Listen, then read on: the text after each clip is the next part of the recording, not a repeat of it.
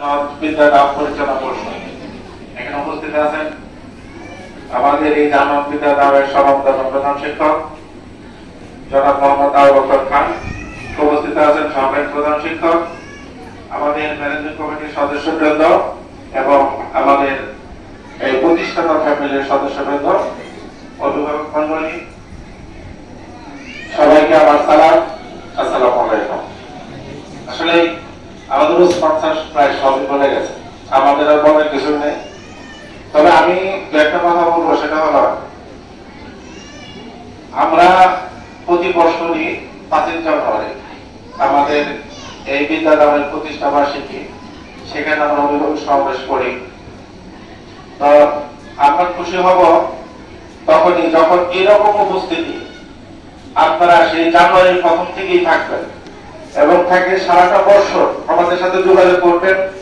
আপনাদের কাজ হলো ছাত্রদের লেখাপড়া হইতেছে কিনা, আমরা ঠিক মতো করাইতেছি কিনা, সেটা আপনারা দেখবেন এবং সে অনুযায়ী প্রয়োজন আমাদের দিক নির্দেশনা দেবেন, সেটা আমরা পালন করব।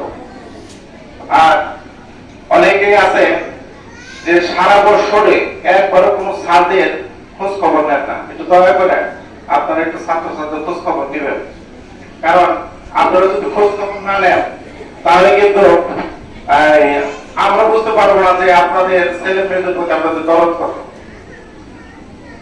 কথায় আছে না, নেপোলিয়ন বলেছিলেন, আমাকে একটি শিক্ষিত মা দাও, আমি তোমাদের শিক্ষিত একটা জাতি উপহার দেবো।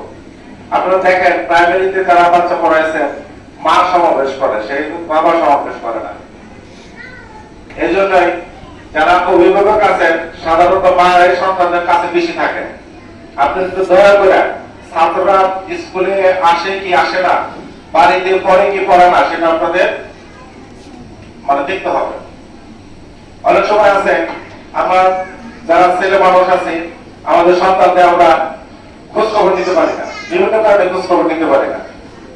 আর আপনারা তো যারা আছেন, মারা আছেন, যারা আছেন, বাচ্চারা কি করে, লেখাপড়া করতেছে কিনা, না বাসায় বসে রয়েছে, না বাচ্চারা মোবাইল নিয়ে খেলতেছে, পড়তে বসছে আর একটু মোবাইল দেওয়া দেখতেছে, লুক করতেছে, কিন্তু ওদের কাছে মোবাইল। এগুলো আপনাদের দেখতে হবে। আপনারা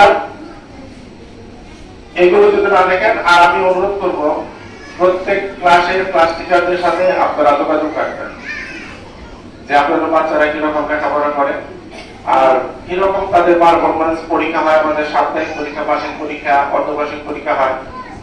এবারই ব্যতিক্রমধর্মী একটা প্রচারণা যে আমাদের আপনাদের অভিভাবক সমাবেশের মাধ্যমে আমাদের এখানে রেজাল্ট দেওয়া হয়। সবার রেজাল্ট অবশ্য দেওয়া হয় নাই, আপনারা জেনে নেবেন। আর যদি আমাদের কোনো ভুল থাকে সেটা আমাদের উপদেশ দিবেন এবং সে অনুযায়ী আমরা যেন আপনাদের ছাত্রদের, আপনাদের ছেলে মেয়েদের শিক্ষা দিতে পারি।